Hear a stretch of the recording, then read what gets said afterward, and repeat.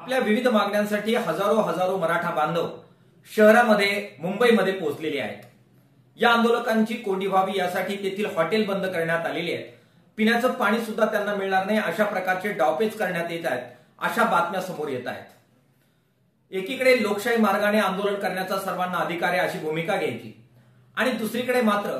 आंदोलन करणाऱ्या आंदोलकांची अन्न आणि पाण्या वाचून कोंडी करण्याचे प्रयत्न करायचे ही लोकशाही विरोधी कृती आहेच, शिवाय मानवतेला सुद्धा काळीमा फासणारी अशा प्रकारची ही कृती आहे। ज्यावेळी अशाच प्रकारे हजारो शेतकरी बांधव किसान सभेच्या नेतृत्वाखाली पायी चालत नाशिक वरून मुंबईला पोहोचले, त्यावेळी ठाणे आणि मुंबईच्या शहरवासियांनी पुढे येत आपल्या घासातला घास आपल्या ह्या शेतकरी भावांना, बहिणींना आणि मायबापांना देत मानवतेचं उत्तुंग दर्शन घडवलेलं होतं। मागण्यांच्या बद्दल यावेळी वेगळी मतं असली तरी सुद्धा मानवतेबद्दल आपली वेगळी मतं असू शकत नाही ही भूमिका लक्षात घेत मार्क्सवादी कम्युनिस्ट पक्षाच्या वतीने आम्ही शहरवासियांना आवाहन करतोय की त्यांनी पुढे यावं, वेगवेगळ्या राजकीय पक्षांनी सुद्धा पुढे यावं आणि गावगाड्यातून शहरामध्ये आलेल्या या आंदोलकांना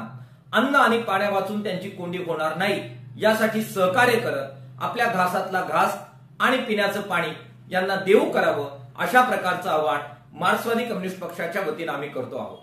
सरकारने सुद्धा अन्न आणि पाणी याला शस्त्र न बनवता आंदोलकांबरोबर चर्चा करावी, त्यांच्या मागण्या समजून घ्याव्यात आणि योग्य तो तोडगा काढत संबंध महाराष्ट्रभर एक चांगलं राजकीय संस्कृतीचं दर्शन घडवण्याची संधी त्यांनी दवडू नये, अशा प्रकारचं आवाहन मार्क्सवादी कम्युनिस्ट पक्षाच्या वतीने राज्य सरकारला आम्ही करतो आहोत।